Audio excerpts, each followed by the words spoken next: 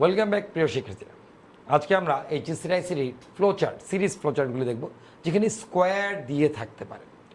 তো আমাদের যদি স্কোয়ার দিয়ে থাকে, এটাকে আমাদের কিভাবে কমপ্লিট করতে হবে?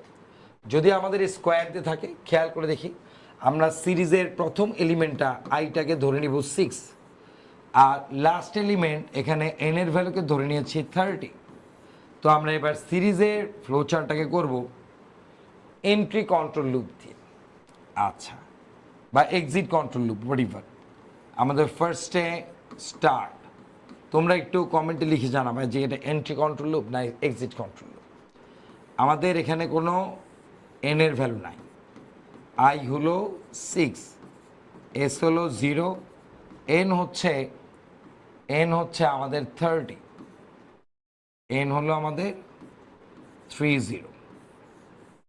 তাহলে আমাদের এইবার আমরা কি করব, ফার্স্টে স্টেটমেন্ট যদি নিয়ে নিই, S equals to S plus পাও আই কমা 2।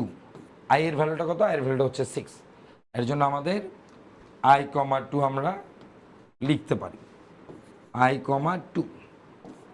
ইনক্রিমেন্ট বা ডিক্রিমেন্ট কত বৃদ্ধি পেয়েছে? 6 এর সাথে 12, i equals to i plus 6। এবার যদি আমরা কন্ডিশন দিই, চেক করব, if i is less than equals to n, সে বললো যে আইটা কি এন এর থেকে ছোট, 30 থেকে। সে যদি বলে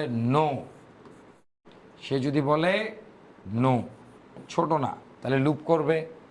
যখনই সে ইয়েস বলবে, লুপটা ভেঙে যাবে, তখনই এখানে আমাদের সামান্তরিক বা প্যারালেলোগ্রাম প্রিন্ট এস।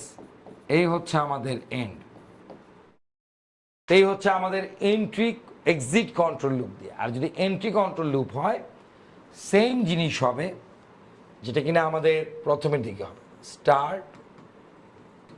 স্টার্টের পর আমাদের এখানে কত আছে, I equals two 6, S equals to 0 এবং এন ইকুয়ালস টু 30। এবার আমরা সার্কেল দিয়ে কি হবে, S equals to S plus পাও কত, আই কমা 2, আই কমা 2। এরপরে আমাদের কি আছে, I equals to i plus 6, I equals to i plus 6, কারণ বৃদ্ধি পেয়েছে। আচ্ছা, এইটা আমাদের কিন্তু সে কি আবার আগের জিনিস হয়ে গেল। আমাদের এখানেই কন্ডিশনটা দিব, যদি আমাদের এন্ট্রি কন্ট্রোল লুপ করতে চাই, if i is less than equals to N. তারপর আমরা ধীরে ধীরে এখানে স্টেটমেন্ট এস ইকুয়ালস টু কী হবে, এখানে আমরা increment I equals to i plus 6, হ্যাঁ, আই ইকুয়ালস টু আমাদের আই প্লাস 6, এবং আমাদের ফাইনালি এখানে যখন ওই নো আসবে,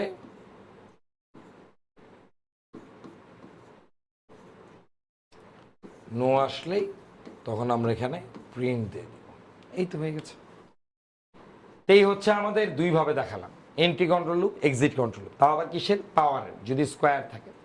তো আমরা এভাবে স্কোয়ারটাকে আমরা করে নিব। সো এই গেল আমাদের ফ্লোচার্ট, যেটা কিনা আমাদের সিরিজের ফ্লোচার্ট করলাম স্কোয়ার রিলেটেড। স্কোয়ার থাকলে আমাদের এখানে মেক শিওর পাও দিতে হয়, পাওয়ার। শুধু স্কোয়ার নেই, স্কোয়ার হতে পারে, টু দি পাওয়ার 3 হইতে পারে, টু দি পাওয়ার 7 হইতে পারে, এনি ভ্যালু হইতে পারে। তখন আমরা কি দিব স্যার? আমরা তখন এখানে পাওয়ার দিয়ে দিব। পাওতে কি বুঝায়? পাওতে প্রথম যেটা, সেটা হচ্ছে ভেরিয়েবল বা চলক, নিচেরটা, আর কমা দিয়ে যে আছে সে হচ্ছে আমাদের পাওয়ারের অংশ। খুবই সহজ, আমাদের এমসিকিউ আসতে পারে।